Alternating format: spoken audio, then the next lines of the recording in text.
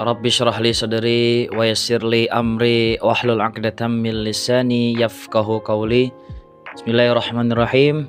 Perkenalkan, nama saya Hafiz Wahyu Riyadi dengan NIM 1240210404037 dari program studi Akidah dan Filsafat Islam kelas 1A UIN Syarif Hidayatullah Jakarta.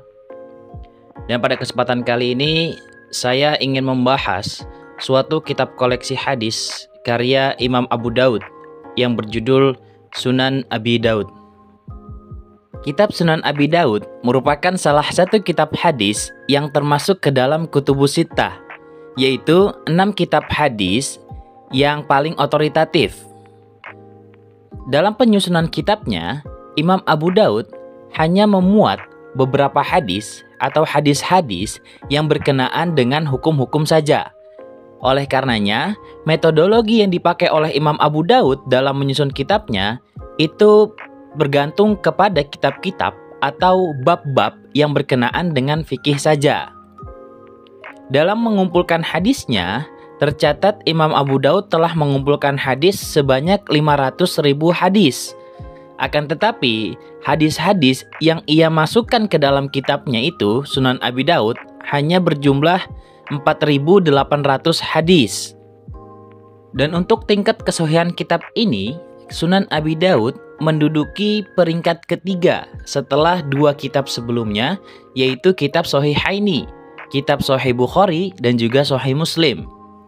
Dan semenjak awal penulisannya, kitab Sunan Abi Daud telah dijadikan banyak referensi atau rujukan para pembelajar hadis dari berbagai macam daerah.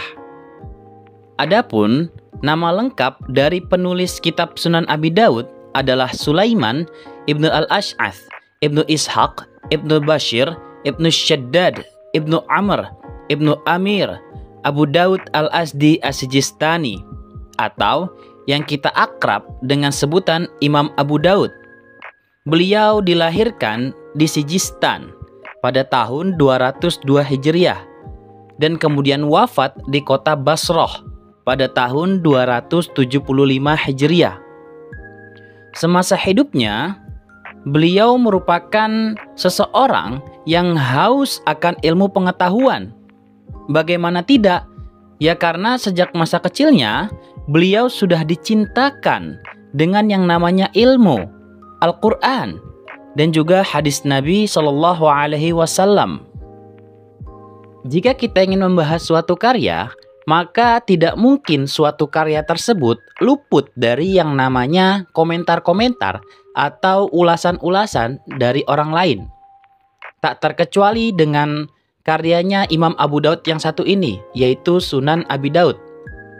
Di antaranya, ada beberapa ulama yang berpandangan positif tentang kitab tersebut.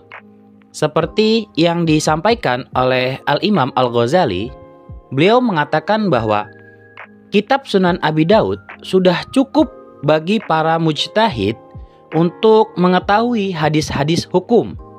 Yang artinya, mereka tidak perlu lagi untuk mencari referensi atau rujukan-rujukan dari kitab lain selain kitab Sunan Abi Daud.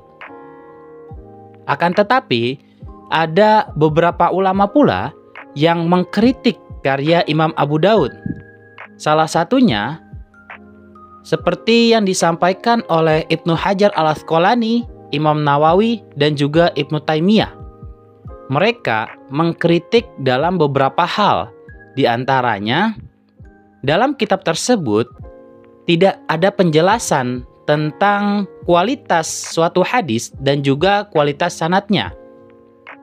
Lalu, dalam buku tersebut juga ditemukan hadis-hadis yang dhaif menurut beberapa pandangan para ahli hadis, akan tetapi penjelasan tentang kedhaifannya tersebut itu tidak diberikan oleh Imam Abu Daud.